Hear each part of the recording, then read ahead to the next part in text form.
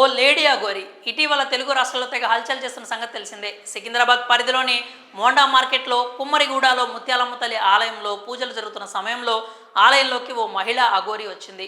నగ్నంగా ఉన్న లేడీ అఘోరి హోమంలో పాల్గొని ఒంటి కాలిపై నిలబడి పూజలు చేసింది. సనాతన ధర్మాన్ని కాపాడుతానని, మహిళలపై అత్యాచారాలను అరికడతానని, లోక కళ్యాణం కోసం పాటుపడతానంటూ లేడీ అఘోరి తెగ హల్చల్ చేస్తోంది. బ్యాక్ టు బ్యాక్ ఇంటర్వ్యూలతో సెలబ్రిటీగా మారిపోయింది. యూట్యూబ్ ఓపెన్ చేస్తే చాలు అఘోరికి సంబంధించిన వార్తలే కనిపిస్తున్నాయి.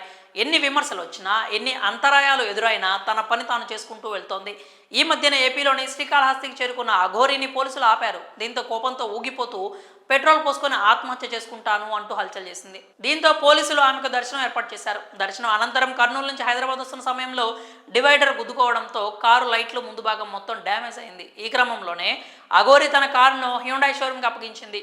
షోరూమ్ నుంచి బయటకు వచ్చిన కారు న్యూ లుక్తో కనిపిస్తోంది. దీంతో అఘోరి కొత్త కారు కొందంటూ వార్తలు వచ్చాయి. అసలు వాస్తవం ఏంటంటే అది పాత కారే అని తేలింది. డ్యామేజ్ అయిన కారుకు సరికొత్త పార్ట్స్ వేసి లేటెస్ట్ టెక్నాలజీ జత చేసి రూపురేఖలు మార్చినట్లు హ్యుండై సిబ్బంది తెలిపారు.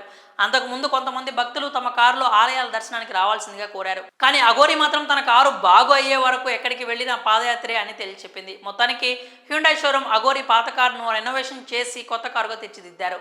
ఈ కారులోనే ఆమె హైదరాబాద్ బయలుదేరి వచ్చింది. ఇదిలా ఉంటే అఘోరి తన స్టైల్ కూడా మార్చింది. అంతకుముందు నగ్నంగా ఉన్నప్పటికీ శ్రీకాళహస్తిలో జరిగిన సంఘటన తర్వాత దుస్తులు ధరించి కనిపిస్తోంది. ఒకసారి ఎరుపు, మరోసారి నలుపు ఇలా వస్త్రాలు ధరించి కనిపిస్తోంది. ఇదిలా ఉంటే AP deputy CM Pawan Kalyan కలవాలని మంగళగిరిలోని జనసేన పార్టీ కార్యాలయం ఎదురుగా ఉన్న రహదారిపై బైఠాయించింది. చాలాసేపటి వరకు హైడ్రామా నడిచిన తర్వాత మొత్తానికి ఆమెకు నచ్చజెప్పి అక్కడి నుంచి పంపించారు పోలీసులు.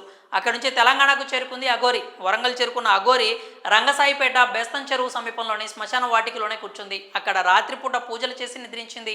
5 రోజులు తాను దీక్ష చేస్తున్నానని, మగవారితో మాట్లాడను అని చెప్పింది. ఈ క్రమంలోనే అఘోరి కేవలం మహిళలతోనే మాట్లాడుతోంది. తాజాగా అఘోరి మరో సంచలన నిర్ణయం తీసుకుంది. వరంగల్ నుంచి ఆమె మకాం మార్చినట్లు తెలుస్తోంది.